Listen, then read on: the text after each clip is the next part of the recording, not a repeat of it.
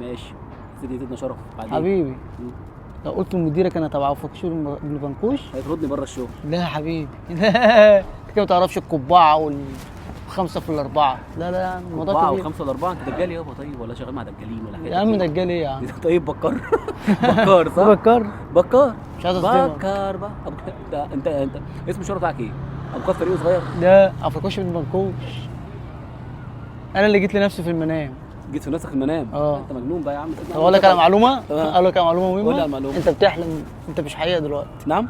انت بتحلم وهتقوم من النوم واقعد بس كده هتقوم من طب ما تقوليش طيب. يا عم مش بزورك افهمك. هو انت شربات ديك صح هتعب عليا؟ هتقوم من النوم هتلاقي نفسك كنت بتحلم. لا والله يعني انت مش مصدقني؟ مش مصدق. طب في حاجه اوريها لك دلوقتي ها؟ واثبت لك ان انت نايم. يا عم اثبت لك ان ورايا انت شغل. اثبت لك ان انت نايم. قول لي اثبت لي. اثبت لك ان انت نايم. انا بص هعمل زي ما النبي امرنا عليه خاطبك أفضل على قدر الصلاة عقولهم. والسلام. هخاطبك على قد عقلك. امين. انا قد عقلي. اثبت لي. السلام عليكم.